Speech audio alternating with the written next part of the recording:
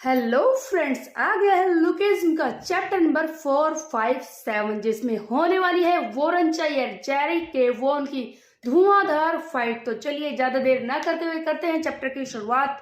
मैं हूं प्रिया, welcome to प्रीमिकन। Chapter की शुरुआत से ही हम देखते हैं कि जेरी केवोन एंड वोरन चाई आपस में लड़ रहे होते हैं। दोनों की ही वॉइस ओवर आपस में बात भी कर रही होती है।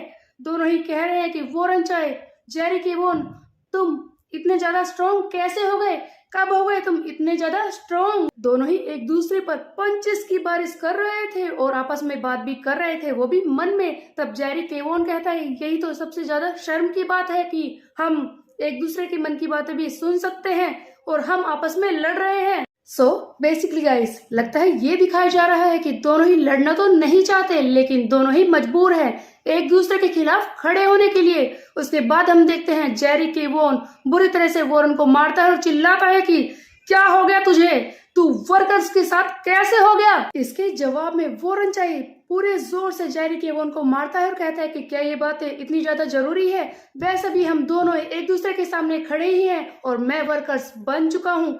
और उससे भी जरूरी बात तो ये है कि मुझे तो वर्कर्स को थैंक यू कहना चाहिए, क्योंकि उन्होंने मुझे लड़ने का मौका दिया है और ये डिसाइड करने का भी कि हम में से स्ट्रॉन्ग है कौन। तभी हम देखते हैं कि जेरी केवोन थोड़ी देर के लिए सोच में पड़ जाता है और कहता है कि तुम्हें पता है वोरन, मैं यहाँ पर जेक ह्यूंगनिम को ढूंढने के लिए आया हूँ और मैं चाहता हूँ कि तुम मेरा साथ दो और मैं तुम्हें आखिरी चांस दे रहा हूँ। अगर तुम मेरे रास्ते से नहीं हटे तो मुझे तुम्हें मारना ही होगा। उसके बाद हम देखते हैं कि जेरी केवोन बॉक्सिंग का स्टांस बनाकर खड़ा हो जाता है, यानी कि बॉक्सिंग करना वो चाहता है। तब वोरन कहता है इसके जवाब में, तुम्हें क्या लगता है कि तुम मुझे झूठ बोल रहे हो? हाँ, तुम मजाक कर रहे हो मुझसे कि तुम यहाँ पर जेक को ढूंढने के लिए आए हो, उसका नाम क्यों ले रहे हो, जबकि तुम दिखाना चाहते हो कि तुम्हें क्या क्या आता है, इसीलिए तो तुम मेरे सामने ऐसे खड़े हो। उसके बाद हम देखते हैं एक के बाद एक वोरन चाई वार करता है जेरी केवोन पर। जेरी भी इन पंचेस से हैरान हो जाता है और सोच भी रहा है कि वोरन, तुम इतने ज्यादा स्ट्रॉन्ग कब हो गए, ये पावर, ये फाइट की पावर कब तुम में आ गई, कितनी फाइट तुमने लड़ी है जो तुम इतने ज्यादा स्ट्रॉन्ग हो गए हो। लेकिन फिर भी मैं तुमसे कहना चाहता हूँ कि इस वक्त मैं तुमसे नहीं हार सकता। आगे जेरी कहता है कि वोरन, चाहे तुम कितने भी ज्यादा स्ट्रॉन्ग क्यों ना हो गए हो, लेकिन एक चीज है जिसके सामने तुम टिक नहीं पाओगे, वो है ये स्ट्राइक। उसके बाद हम देखते हैं एक बहुत ही पावर वाला पंच जेरी केवोन यूज करता है। तब इसके जवाब में वोरन कहता है कि तेरा दिमाग खराब हो गया, इतनी ज्यादा पावर तेरी एक स्ट्राइक में। सबसे पहले जेरी केवोन राइट हैंड से वार करता है, लेकिन उससे तो वोरन बच जाता है। तब यहाँ पर जेरी कहता है तुझे क्या लगता है कि ये स्ट्रेट पावर है, ये मेरा जैब पंच है। उसके बाद वो अपने दूसरे हाथ यानी कि लेफ्ट हैंड को यूज करता है उसी फोर्स के साथ, जिसे देखकर वोरन हैरान हो जाता है और सोच भी रहा है कि मुझे इससे बचना ही होगा। वो पीछे हटने की कोशिश करता है, लेकिन इसी बीच में हम देखते हैं कि ये जेरी केवोन इसके पैर पर रख लेता है अपना पैर, जिसकी वजह से वोरन पीछे नहीं हट पाता और पूरी फोर्स से जेरी केवोन एक पंच मारता है वोरन को। इस बार वोरन के मुंह पर बहुत जोर से पंच लगता है, वो एक ही बारी में दीवार में घुस जाता है। उसके बाद हम देखते हैं जेरी केवोन एक के बाद एक पंच इसे मारता है, 1-2 हुक, इस तरह से वो बोलता जाता है और एक के बाद इस पर वार करता है। जेरी को लगता है कि वो जीत रहा है और तभी वो वोरन से कहता है कि चाहे तुम कितने भी ज्यादा स्ट्रॉन्ग क्यों ना हो जाओ, लेकिन हमारी फाइट का रिजल्ट वही होगा जो पहले हुआ था। पहले भी मैंने तुम्हें हराया था और इस बार भी तुम पिटोगे। जेरी केवोन के पंच से वोरन बहुत ही दूर जाकर गिरता है। उसके बाद हम देखते हैं वोरन आराम से बैठ जाता है और कहता है कि तुम्हें क्या लगता है, तुमने पूछा था ना मुझसे जेरी कि मैं इन वर्कर्स में ज्वाइन क्यों हो गया, मैं तुम्हें बताना चाहता हूँ। यहाँ पर एक पर्सन है, एक ऐसा लड़का जिसकी जिंदगी हमेशा से बहुत ही ज्यादा बुरी रही है और बुरी किस्मत ने उसका पीछा कभी भी नहीं छोड़ा है। एक ऐसा लड़का जिसे खुशी बहुत ही देर से मिली थी और वो बहुत ही जल्दी उससे छीन भी ली गई। उसके बाद वो डरने लगा, खुश होने से डरने लगा, क्योंकि उसे ऐसा लगता था कि जब भी वो खुश हो जाएगा हमेशा उसकी खुशी उससे दूर हो जाएगी, उसकी वो बुरी किस्मत उससे सभी को दूर कर देगी। जबकि हम सब जानते हैं कि वो लड़का इन सारी चीजों के लिए जिम्मेदार नहीं है, वो किसी की भी मिसफॉर्चून के लिए जिम्मेदार नहीं है, लेकिन फिर भी वो खुद को ही जिम्मेदार मानता रहा है। खुशी उससे हमेशा दूर रहती है और उसे रियलाइज होने लगा कि ये लगने लगा कि उसकी किस्मत इतनी ज्यादा बुरी है कि जब भी वो खुश होगा, किसी को भी अपने पास लाएगा, वो उससे दूर हो जाएगा।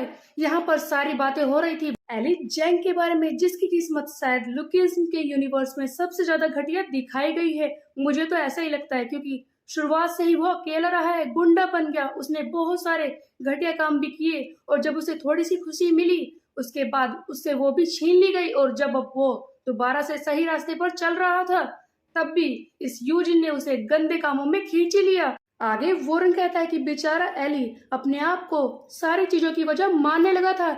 जब भी वो खुश होता, जब भी उसके पास कोई आता, वो उससे दूर हो जाता, और इस बार तो यूजिन ने उसे जानबूझकर खींच ही लिया था। यूजिन ने उसे डराया कि वो हॉस्टल को खत्म कर देगा, उसके पास कोई रास्ता नहीं बचा था। और हाँ, उसने पूरी कोशिश की, लेकिन कोई उसका साथ नहीं देने वाला था, कोई उसके साइड में था ही नहीं जो उसकी मदद करता, और वो खुद भी उसे अकेला नहीं हरा सकता था। ये बात भी एली जानता था, और इसीलिए वो इस कंट्री साइड का गन बन गया, अपने आप की बुरी किस्मत को दूर रखने के लिए, और उस हॉस्टल को, उस फैमिली को बचाने के लिए, हमें बचाने के लिए। जैसा कि वो हर जगह अपने ही रूल को अप्लाई करता है, ताकि अपने आप ही अपनी बुरी किस्मत को दूर कर सके, अपने परिवार के लिए खुशी को खरीद सके। उसने सब कुछ किया, और मेरे लिए वो बिल्कुल सही है। मैं ये बात अच्छी तरह से जानता हूँ जेरी की, पूरी दुनिया के साथ तुम भी मुझे गलत ही समझते होगे, और एली को भी, कि उसने बहुत ही ज्यादा बुरा किया है, लेकिन मैं उसका साथ दूंगा। चाहे पूरी दुनिया उसे कर्ज क्यों ना करे,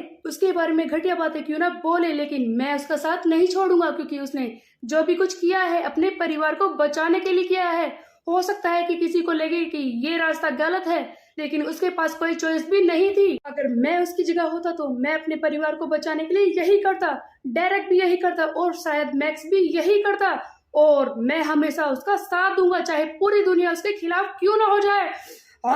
अब आगे यहाँ पर वोरन धमकाता है जेरी को और कहता है कि चाहे तू कितना भी स्ट्रॉन्ग क्यों ना हो गया हो, लेकिन तू एली जैंग को रोक नहीं पाएगा।